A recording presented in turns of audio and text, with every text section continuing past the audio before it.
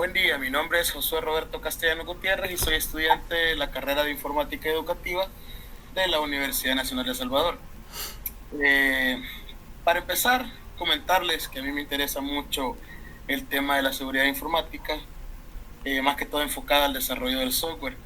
Eh, Podemos decir que cómo se aplica desde el inicio en un proyecto para poder evitar errores o catástrofes más adelante.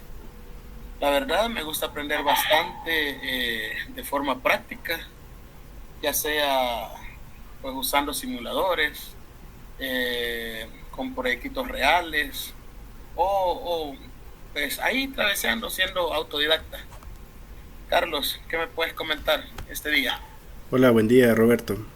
Buen día para los demás que vayan a ver este video. Mi nombre es Carlos Martínez. Somos estudiantes de informática educativa de la UES. Eh, Contarles que en este proceso educativo pues nos hemos apasionado, ¿verdad?, por lo que es la tecnología y más que todo en esta materia que vemos cómo se realizan los sistemas y cuáles son las fallas que se dan durante el mismo desarrollo de estos.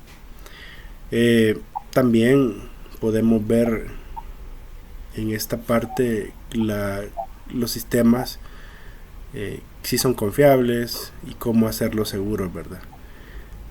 También vamos a hablar un poco sobre las buenas prácticas que se realizan en el proceso de creación del sistema, como lo es la validación de datos, las pruebas de seguridad y el diseño modular que los sistemas deben llevar.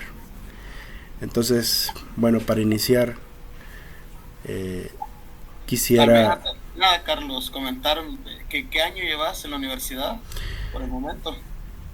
ahorita pues estamos en tercer año, en el ciclo Sí, perdón. 5, ¿verdad? Estamos en ese ciclo y ahí llevando las 5 materias como se puede.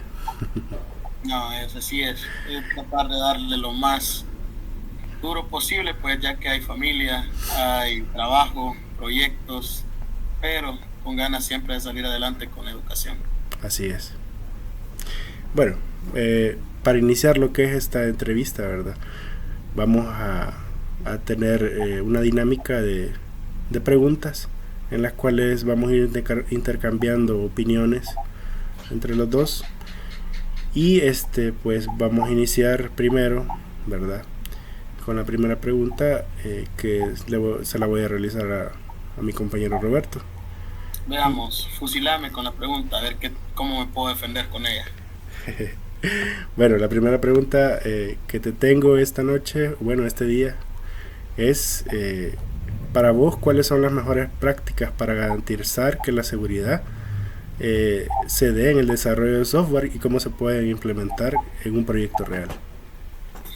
Híjole, fíjate que prácticas pueden haber muchas, pero con lo que hemos visto en esta materia y con lo que en proyectos y la vida nos ha enseñado, la vida de informática, con los pequeños proyectos en los que hemos participado, pues te podría mencionar algunos, como por ejemplo, uno de los más importantes es analizar los riesgos.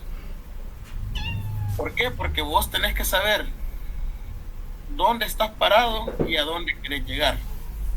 De esta Así es. manera, al vos identificar las vulnerabilidades, por decirlo así, desde la etapa de inicio del desarrollo, podés como aventurarte y podés hacer desde el inicio, generar un código bastante seguro, robusto, en el que pocos fallos o difícilmente algo va a fallar. Siempre hay errores, somos humanos y pues vos sabés que en la tecnología siempre hay pues alguien que está delante de uno, entonces tenemos que anticiparnos a eso.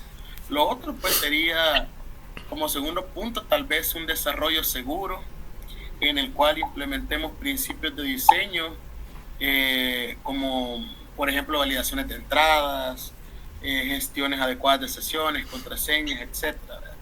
Luego como tercer punto pues hacer pruebas de seguridad pues prácticamente hacer pruebas de ingresos hacer auditorías de seguridad para estar detectando si hay algo que se ha infiltrado, y pues estar al margen de la tecnología y de las noticias para corregir vulnerabilidades. También podemos, algo muy importante como informáticos, que es lo que te comentaba, y vos no me vas a dejar mentir, es una capacitación continua. Nunca dejar de aprender, estar siempre viendo boletines de seguridad, siempre tratar de aprender nuevos códigos de desarrollo. La cosa es nunca quedarte atrás, porque vos sabés que a cada hora hay algo nuevo. Entonces tenés que estar teniendo una capacitación continua. En la informática no nos podemos dar el lujo de me gradué y hasta ahí llegué y con eso voy a tratar de vivir toda la vida. No, tenés que estar capacitándote continuamente. Y pues, digamos, una más para no aburrirte: actualizaciones regulares.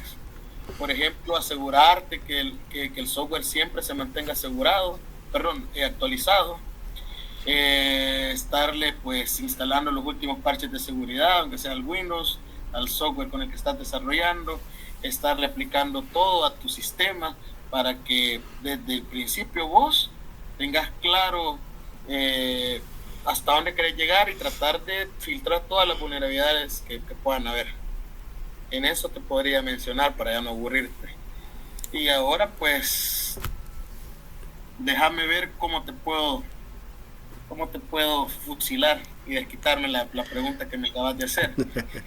Por ejemplo, se me ocurre, ¿qué diferencia hay entre un software que sea confiable y que sea seguro, y por qué es importante que tenga ambas cualidades? Háblame sobre ello. Vaya, fíjate que a veces en la práctica es bien distinto a algo que solo está plasmado teóricamente. Entonces, hay software que son confiables, pero que no son seguros.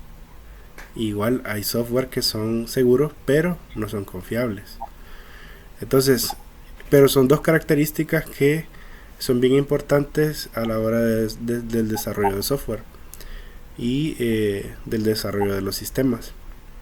¿Y por qué es importante que tenga las cualidades? Porque, por ejemplo, si un software no es confiable, va a ser bien difícil ponerlo, por ejemplo, ofrecérselo a una empresa, ofrecerlo al público en general, porque así como hay software ahorita en el mercado que vos decís, este software me puede servir, pero lo que es lo primero que uno busca son reseñas del software.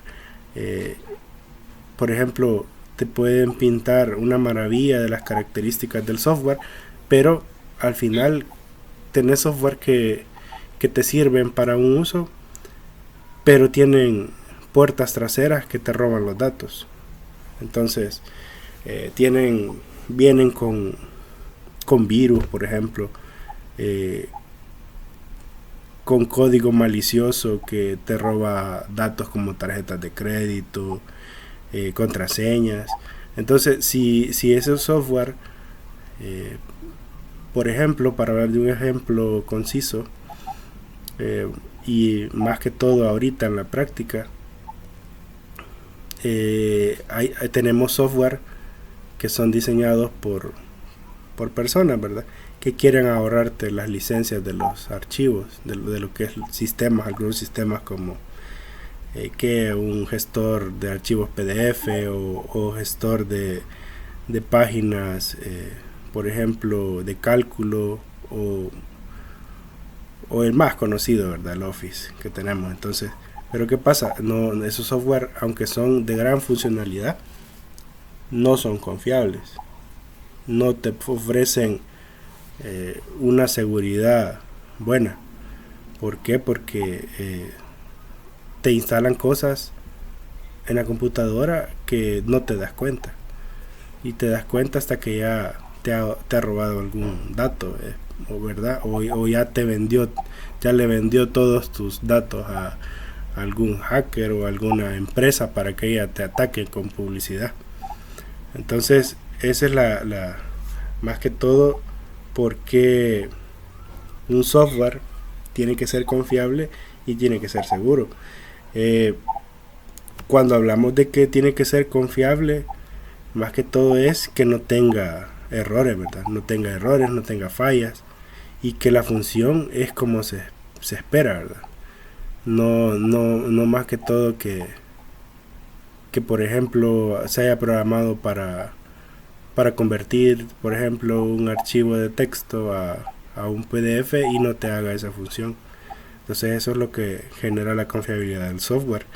Y en lo que es seguridad, pues que tenga todas las características importantes para evitar que tus datos o alguna o que no que por ejemplo el instalarlo en la computadora no sea invasivo y te robe datos importantes o te esté capturando, como algunos software que tienen algo llamado keylogger, que lo que hace es grabarte cada tecla que presionas en el teclado y lógicamente te roban hasta las contraseñas.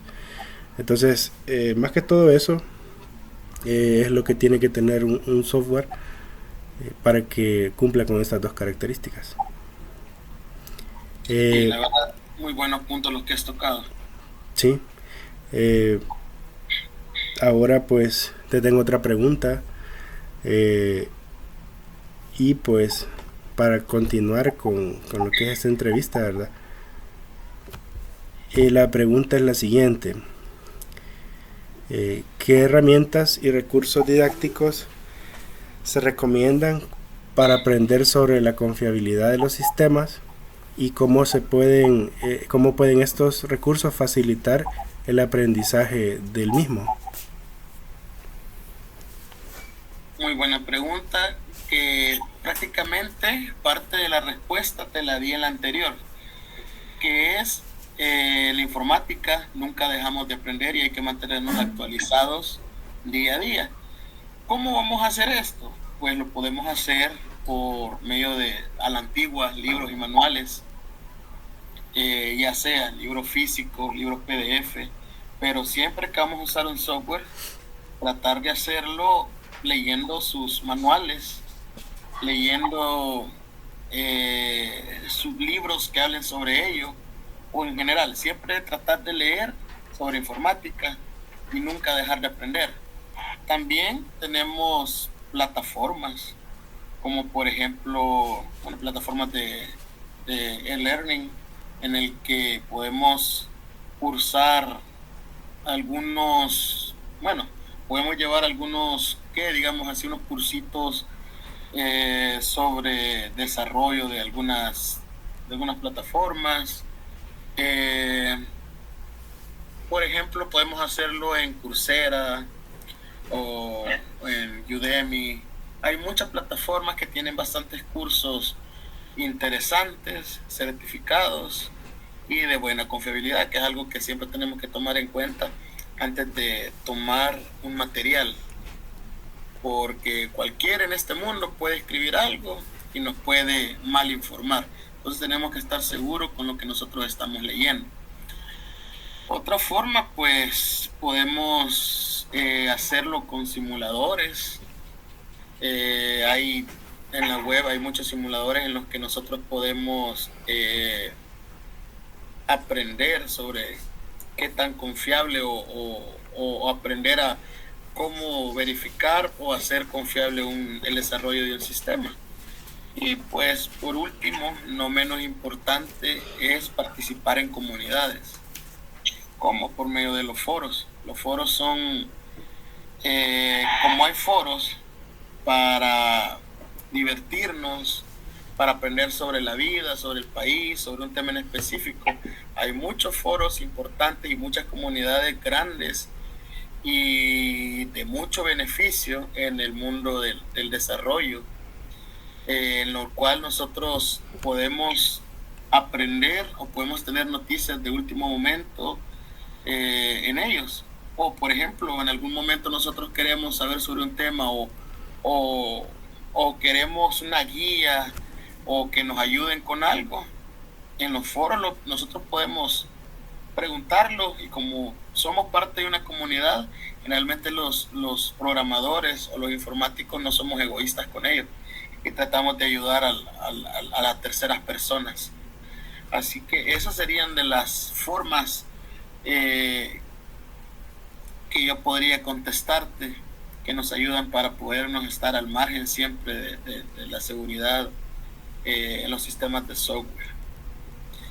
A mí me gustaría hacerte una pregunta que me llama mucho la atención. Para vos, ¿qué es lo más importante a tener en cuenta cuando diseñamos un sistema para que éste sea seguro desde el inicio y no solo cuando ya esté hecho? Vaya, fíjate que normalmente cuando se va a desarrollar un software tiene que haber primero una planificación de él. Entonces, si no planificamos, por ejemplo, desde el inicio, cómo vamos a desarrollar el software, qué etapas va a contar, qué módulos van a funcionar, a qué módulos va a tener acceso, por ejemplo, el usuario con permisos básicos, el usuario con permisos de administrador. Entonces, si no hacemos eso desde un principio, el software nunca va a terminar bien y siempre va a tener estos debilidades de seguridad, porque al final, ya cuando está el software terminado, es bien difícil volver hacia atrás y empezar a programar lo que es cuestiones para evitar fallos, para evitar intrusiones externas. Entonces todo esto se debe planificar siempre desde el inicio. Entonces para esto, ¿verdad? Para que tengamos en cuenta al momento de diseñar y que sea seguro, esa es la primera parte, ¿verdad? Tenemos que planificarlo desde un inicio. De ahí lo otro que te puedo comentar es que también es relacionado con lo anterior, el control de acceso de usuarios. Por ejemplo, en un sistema de banco vamos a tener un usuario administrador que va a tener el poder de cambiar todo el sistema, pero tenemos también usuarios que usa el gerente, usuarios que usan las personas encargadas de atención al cliente y usuarios que usan el sistema para, por ejemplo, las cajas, ¿verdad? Las cajeras. Entonces, no todos tienen los mismos permisos. Por ejemplo, las cajeras no tienen los mismos permisos que las personas que están asignadas a atención al cliente. ¿Y por qué? Porque, por ejemplo, todos los sistemas llevan lo que es un login, donde se va guardando cada acción que ellos realizan. Entonces, por ejemplo, si alguien tuviera algo que solucionar, y imagínate que vienen y meten el usuario de atención al cliente y está de cajera, lógicamente el sistema debe de tener en ese momento lo que es las funciones que tiene el cajero, ¿verdad? Porque no está asignado a con esos privilegios a ese usuario. Entonces, eso más que todo es en el control de acceso, ¿verdad? Quién puede entrar y qué puede hacer. Luego, también, y no menos importante, y siempre tomando el ejemplo de un sistema de banco, es bien recomendable que todo vaya con cifrado de datos. ¿Por qué? Porque el cifrado de datos te va a permitir que cuando haya un robo de información no le sea tan fácil al que robó esta información poder leer esos datos, aunque los tenga. Porque en el cifrado de datos se usa una clave, ¿verdad? Una clave que tiene diferentes tecnologías o diferente encriptación, y eso es lo que te permite poder leer los datos reales. Entonces, esa parte pues es bien importante en lo que es un sistema, que los datos vayan cifrados. Imagínate si, por ejemplo, las contraseñas de acceso no estuvieran cifradas con algún tipo de encriptación y alguien las roba, externo pudiera leer todas las claves de todos los usuarios y aún así con el cifrado de datos han habido ataques, ¿verdad? Han habido ataques a sistemas que logran incluso robar esos datos y robar las claves de encriptación y poder divulgar esos datos o venderlos a alguien que necesite esa información. Entonces, por eso es que en lo que es cifrado de datos, cada año, cada cierto tiempo, ¿verdad?, salen nuevas tecnologías de cifrado, donde, por ejemplo, que la más lo que más fácil tenemos para identificar es el cifrado que tiene Windows, ¿verdad? Que, por ejemplo, hoy en Windows 11, para poder instalar Windows 11 ya no te permite que solamente sea una computadora normal, ¿verdad? Tiene que tener un dispositivo de cifrado, que en este caso en lo que es la computadora se llama TPM, y con una versión por lo menos de 2.0, que es la que ya permite un cifrado más actual, ¿verdad? No como lo anterior, que era el cifrado 1.2 de TPM, sino que tiene que tener esa característica la computadora. Claro que hay personas que modifican los sistemas para que se puedan instalar en computadoras que no tengan esos dispositivos de seguridad, pero lo correcto es que tenga ese dispositivo para que pueda cifrar todo el contenido de la máquina, de la computadora.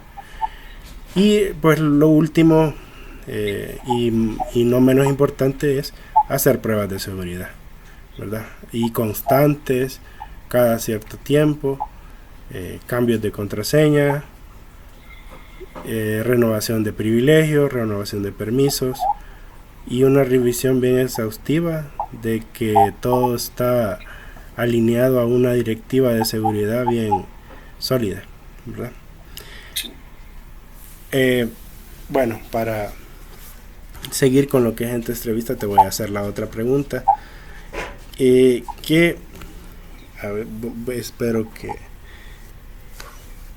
ver tu opinión sobre ella, ¿verdad? Entonces, la pregunta es la siguiente: ¿de qué manera pueden los estudiantes aplicar los conceptos de confiabilidad y seguridad en proyectos de software que ellos desarrollan durante su formación académica y también durante su formación profesional a futuro? Vaya, pues fíjate que en ese caso yo te podría dar algunas ideas de que yo aplicaría con los estudiantes. Principalmente, acordate que para ser un desarrollador exitoso, práctica, práctica y práctica. Si vos dejas de practicar y solo te pones a leer, no haces demasiado. Todo tenés que llevarlo de la mano: leer, practicar, leer, practicar. Aunque te equivoques, no importa, algún momento es el sistema que vos estás practicando o haciendo va a ser un éxito. Entonces, como primer punto sería proyectos prácticos, hacer pequeños proyectos, trazarlos de meta para que en algún momento vos vayas subiendo ese nivel de complejidad de programación que llevas. De ahí pues sería, para poder desarrollar la mente de desarrollador y de analista, pues sería el estudio de casos. Ponerte en los libros, hay muchos de esto. En los libros siempre vienen estudios de casos en los que vos te ponen a pensar de una manera bastante bonita. Hay veces que son dolores de cabeza, pero te hacen desarrollar esa habilidad de poder analizar sistemas y poder ver vos los errores y de qué forma vos puedes salir y sacar a flote ese sistema, salir de los errores.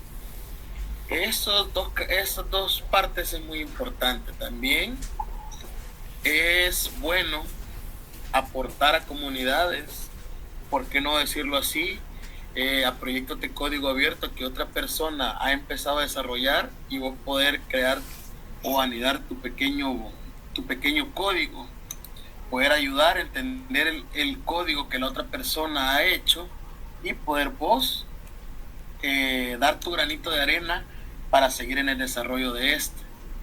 Si vos en algún momento lo que subiste, pues alguien lo puede mejorar, alguien lo va a hacer y vos de eso vas a aprender.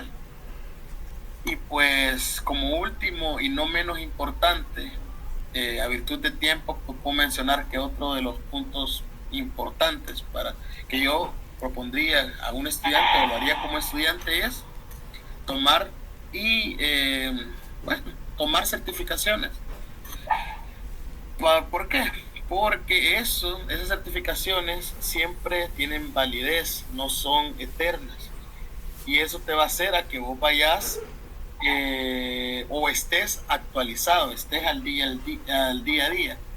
Estas certificaciones aparte, pues cuando vos vas al mundo laboral te sirven de muchísimo, porque el empleador te va a decir qué certificaciones tenés. Yo tengo certificación en esto y esto y esto. Y pues te van a dar un plus al momento de tomar esa plaza. Ahora me toca a mí, Carlos, temas parecidos a lo que hemos estado hablando, porque está bastante bonito la conversación que tenemos.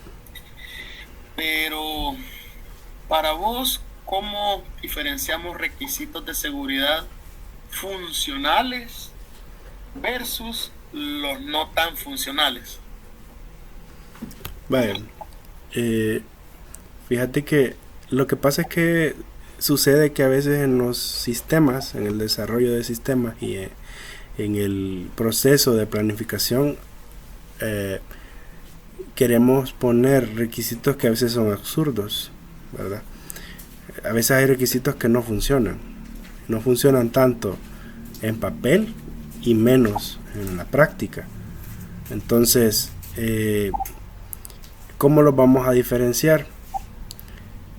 Un caso específico que te puedo mencionar es, imagínate que tengamos un software que para el login, que es para entrar al sistema, tenga una autentificación de 2 pasos. Y vos en la documentación, en los requisitos de seguridad pones que el login te va a pedir una autentificación doble y que esta autentificación doble no se puede pasar de 2 segundos en obtener una respuesta, si no te bloquea el sistema. Eso sería bien ilógico. ¿Por qué? Porque para una autentificación doble necesitamos ya sea que un tercero intervenga, un software de terceros, o por ejemplo así como el doble paso de Google, ¿verdad? Que cuando inicias sesión te envían un mensaje por medio de mensaje de texto, donde te envían un código y ese código vos lo pones para poder pasar la autentificación de 2 pasos. Pero entre que el sistema envía la solicitud a este otro sistema que se encarga de la autentificación de 2 doble, hay muchas barreras físicas a veces, ¿verdad? Entonces, por ejemplo, una barrera puede ser que en ese momento la señal, si es por mensaje de texto, la señal de tu celular esté mala. El mensaje te va a caer con un retraso bien alto. Entonces, no se puede limitar hasta cierto tiempo que el sistema te diga solo tiene 10 segundos para meter lo que es el código, por ejemplo. Entonces, si vemos requisitos de seguridad de esa forma, son requisitos que no se van a cumplir, que no son funcionales ya en la práctica. Entonces, no podemos poner esos requisitos porque en eso estamos dando una documentación de lo que es los requisitos mala, ¿verdad? Y no real de acuerdo a lo que el sistema quiere, ¿verdad? Entonces, y imagínate que por ejemplo, en este mismo ejemplo que te he dado yo, venga el sistema y te ponga un cronómetro en reversa, 30, 29 y así, y no te llega el mensaje, entonces no se cumple, ¿verdad? Ese requisito no se cumple. Entonces, por eso debemos diferenciar que estos requisitos de seguridad tienen que ser acorde a la realidad y no solo por ponerlos en lo que es las características del software o lo que es los requisitos de seguridad, para solo por decir, mi software responde a menos de 2 segundos. Es mentira, ¿verdad? Tenemos varias barreras que no van a funcionar. No sé si ibas a agregar algo. No, todo claro, y tienes razón en todo lo que has mencionado. Bueno, continuamos y pues yo te quisiera hacer otra pregunta. La pregunta es la siguiente. Para vos, ¿qué técnicas o qué prácticas se pueden usar para medir la confiabilidad de un sistema? Fíjate que no son muchas, o las que más funcionarían. Opinaría que para empezar son tal vez los tiempos medio entre fallos. Calcular cuánto tiempo funciona un sistema sin errores, cuánto tiempo el sistema está caído, ¿verdad? Eso prácticamente sería lo principal, porque de esto va a depender que una empresa se mueva, que una venta o un registro de venta puede estar funcionando, que una máquina trabaje, etcétera. Esto, para empezar, sería lo más importante, ver el tiempo medio entre fallos. También algo que yo opino y que para mí es de lo más importante, hacer pruebas de estrés. ¿Qué quiere decir eso? Pues tirar un programa beta del desarrollo que yo estoy haciendo y hacer simulaciones con personas ya en vida real, digámoslo así, en vivo, de sobrecarga de usuarios, para ver qué tanto ese programita va a resistir esa sobrecarga de trabajo y esa sobrecarga de personas que están interactuando en él en el momento.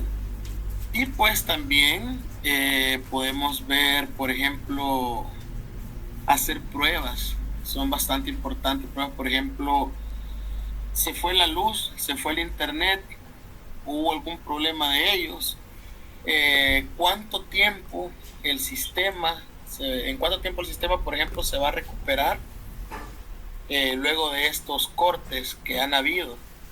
Y en ese momento, pues, estamos probando los backups automáticos, si nos están generando el backup en el momento preciso. Eso sería de lo que yo te podría hablar sobre las prácticas para medir la confiabilidad de un sistema.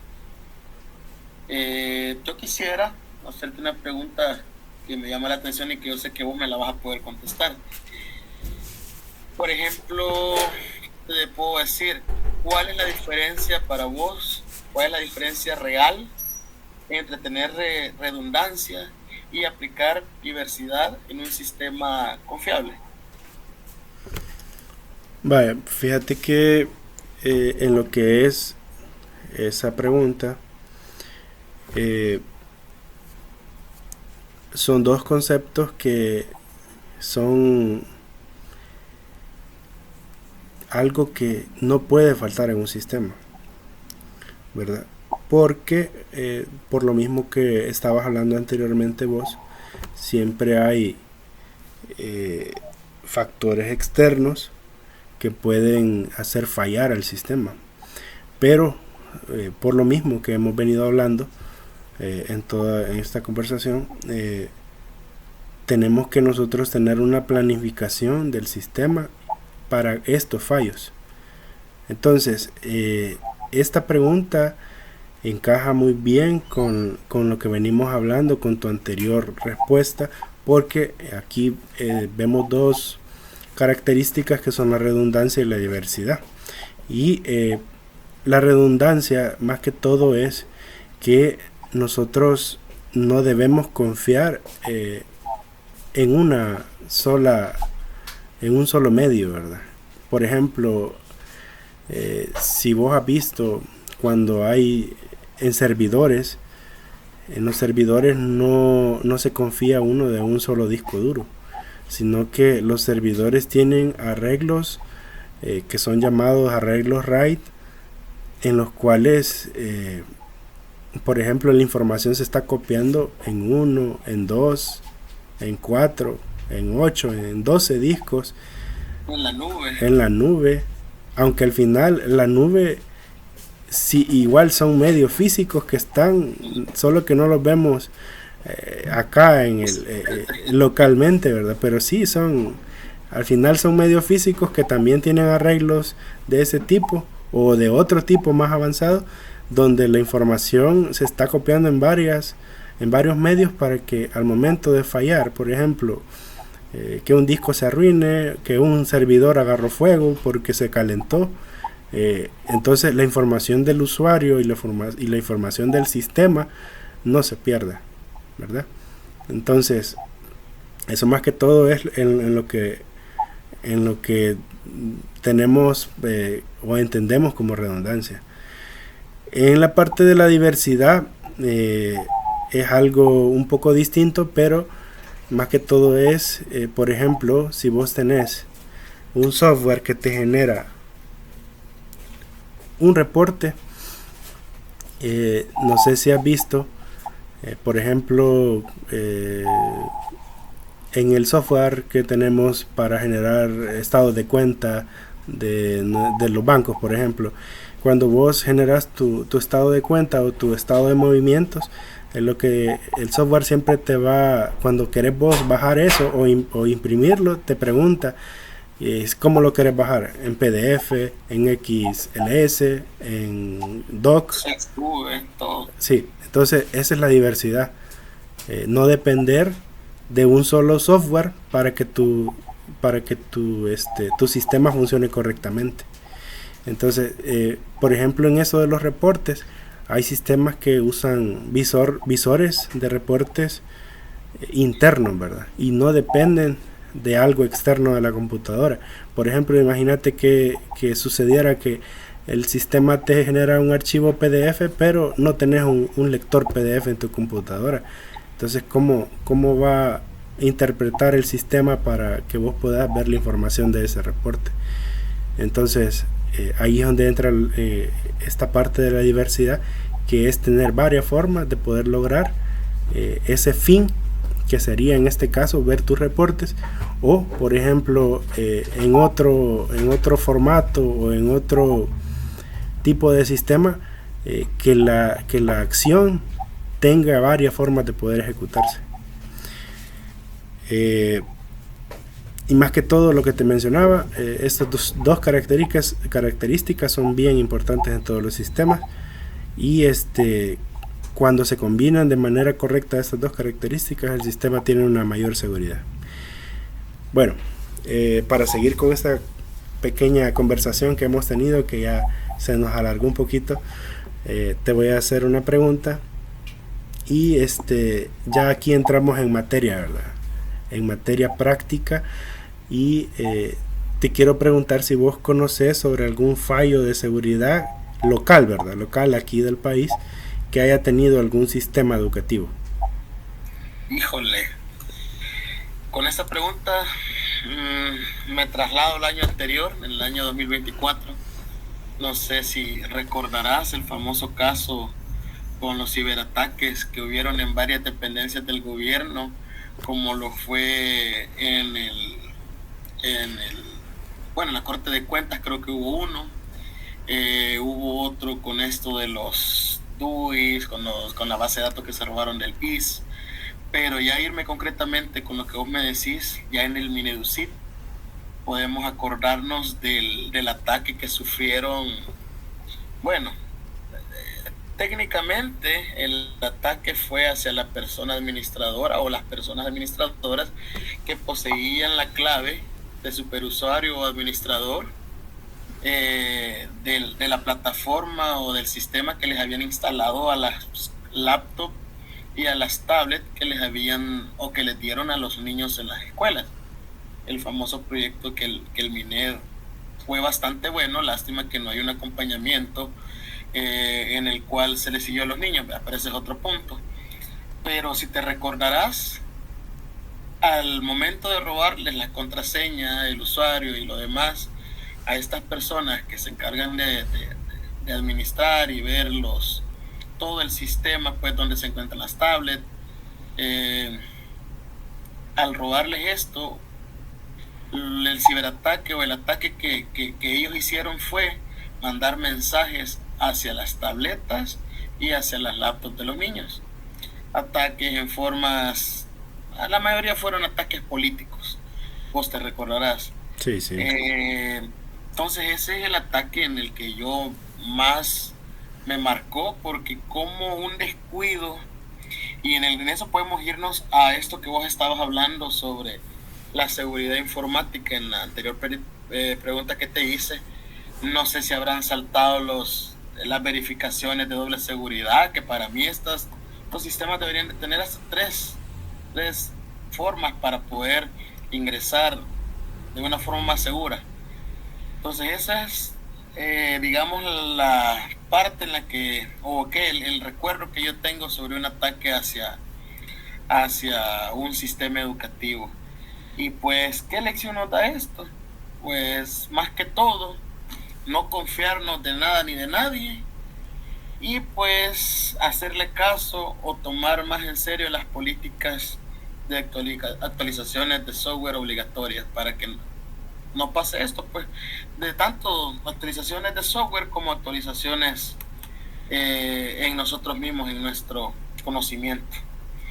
Fue Así bastante trágico, porque con los niños no se juega, pues llamémoslo trágico de esa forma, pero con los niños la verdad que no se juega, y los niños hay que tenerlos con una seguridad grandísima porque son vulnerables. Así es. Y como una última pregunta para ya no aburrirte ni aburrir al público, ¿me podés compartir, Carlos, cómo puedo aplicar la arquitectura de sistemas confiables en un pequeño proyecto sin que este se vuelva, por decirlo así, demasiado complejo? Vaya, mira, en lo que es esta parte de lo que venimos hablando, de la planificación de un sistema, no es necesario que un sistema sea confiable. O sea, no es necesario que un sistema, para que sea confiable, tenga que ser un gran sistema complejo, ¿verdad?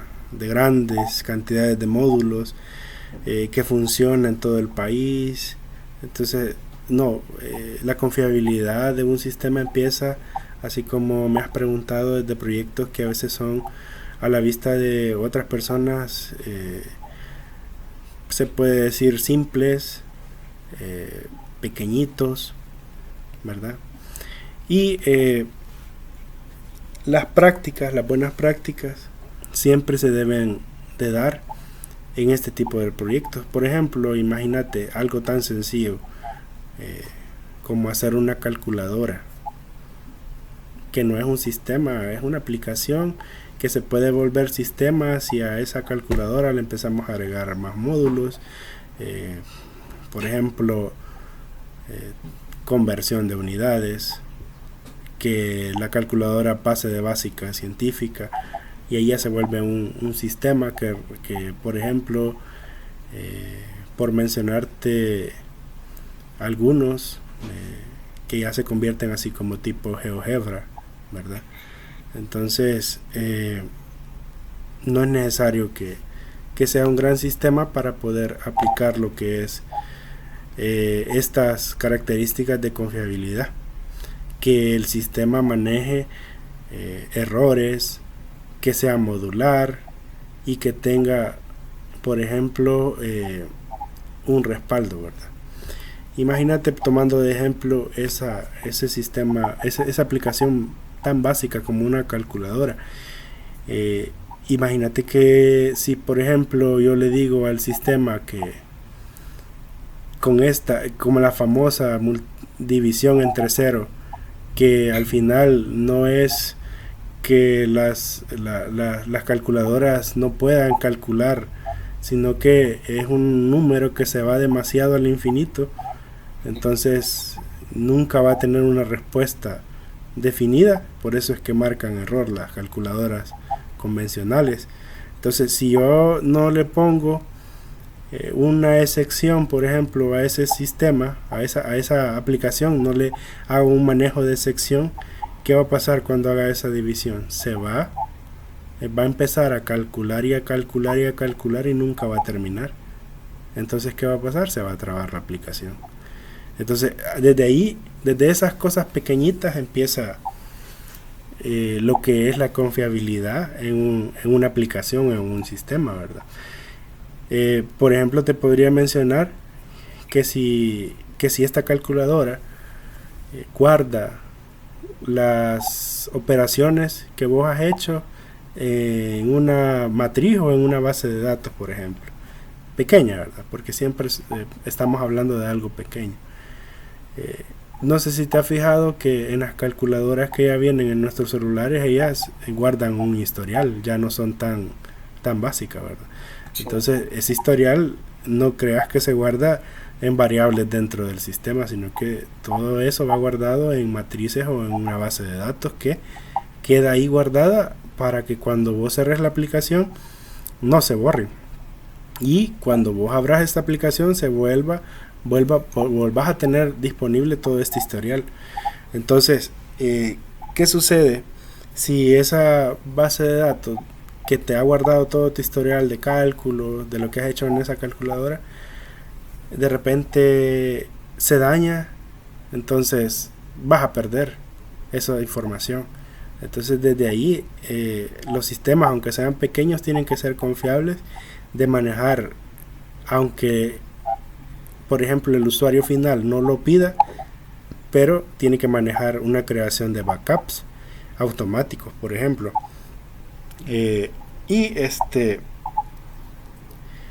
De ahí pues hacer pruebas continuas, todo eso va incluido en de que un software o un sistema sea confiable. Y pues algo más que te podría mencionar sería por ejemplo también tener un control de versiones, para que por ejemplo si hacías una actualización al sistema, aunque sea pequeño, tenés una revisión de versiones y vas a evitar que se pierdan avances. Por ejemplo, imagínate si no llevas un control de eso y haces un parche para un error del sistema y después se te olvidó que ese parche lo habías hecho para eso, porque no llevas un control de las versiones, y haces una característica mayor, te va a afectar bastante, porque al final puede ser que incluso en vez de solucionar un error, produzcas más errores dentro del sistema. Así que eso es lo que te puedo comentar acerca de esa pregunta, ¿verdad? Que no es